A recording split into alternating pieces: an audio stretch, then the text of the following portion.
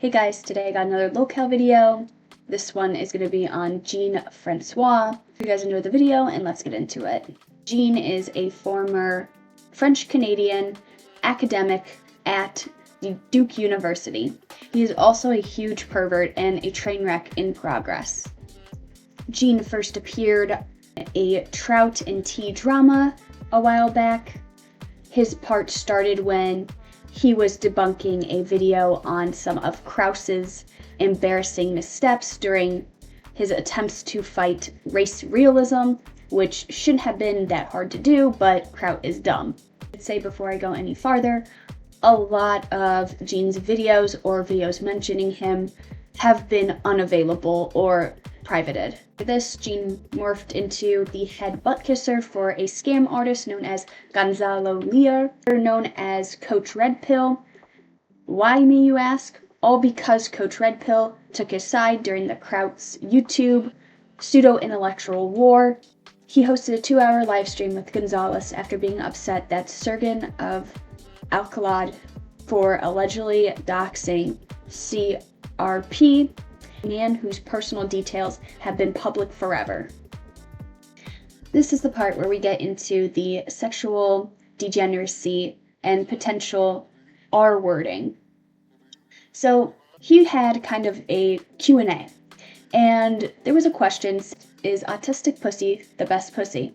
Jean responds with, honestly, yes, autistic women are decently successful in the sex sphere. Seeing the above event unfolding, seeing the kind of locales this man keeps attracting as his company, people began to suspect that Jean had his own skeletons in the closet. And oh boy, were they right. A jackpot was found thanks to a couple wikis, and apparently it seemed that he enjoyed licking legs, seeing Cthulhu's penis, banning traps and transgender people, and pegging porn from his Discord channels because he feared it would turn him gay just by seeing it. Additionally to his degeneracy and sexual hangups, he got into a tiff with none other than a fellow locale, Stephen Destiny Bonwell.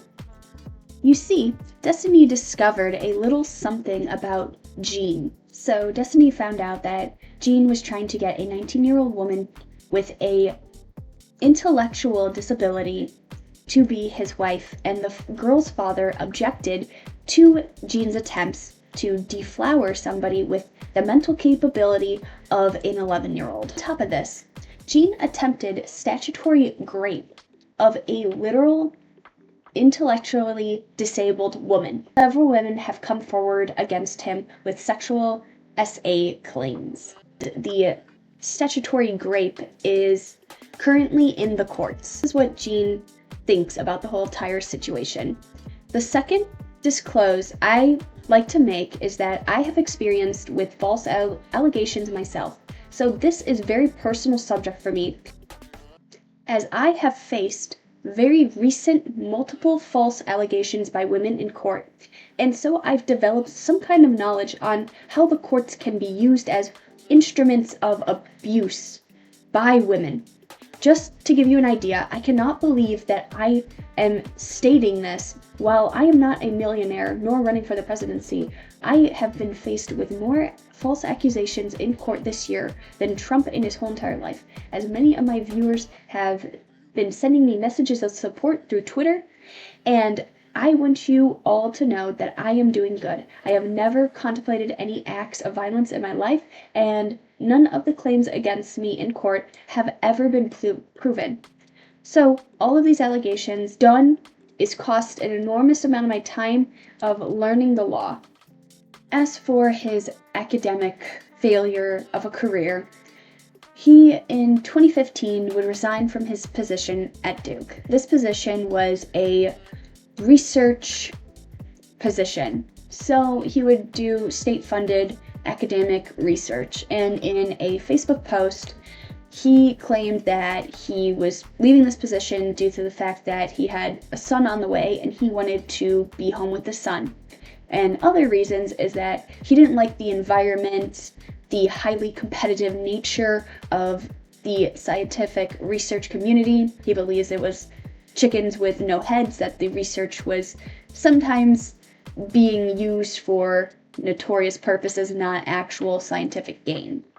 So he was completely delusional moron who just babbled off anything that came to the top of his head. During the custody battle where his ex-wife was awarded full custody by the court, appointed psychiatrist said that the test results showed signs of psychosis. Some of the new details is that, like some people on the Kiwi farm, found that this guy may or may not have been involved with the disappearance of a woman. Some of the Kiwi farms people had to say that fleeing the Providence speaks for itself and raises all kinds of red flags.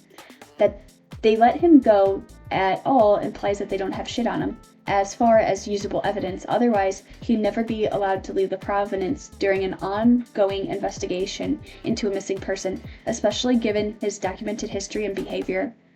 He talks about her being dead, raises red flags as well, as his story, if his story is true, he has no reason to think she is dead. The way he is talking about this in the manner of someone who knows full well she is dead and exactly what happened to her. There was some talks on this thread of if someone was murdered in the house in the US, you have to disclose that or it could affect the value of the home. Well, a user kind of clarified this for Canada since Jean is in Canada. In Canada, you have to disclose anything that may affect the value or perceived value. This includes potentially if there was a murder in the house. More to the point in this case, the circumstances of the ongoing case that he is currently investigated in the disappearance of someone who lived at the residence at the time. If he does get caught and convicted by the new owner and could sue him for failing to disclose the death of what happened in the building. Some of the newest news is that he goes on and talks about his new girlfriend and how she's been away for 2 months. Him just going back and doing some of his old streams and talking about controversial things on live stream. But that's really it about this guy so far. I hope you guys enjoyed the video, and I'll see you in the next one. Goodbye.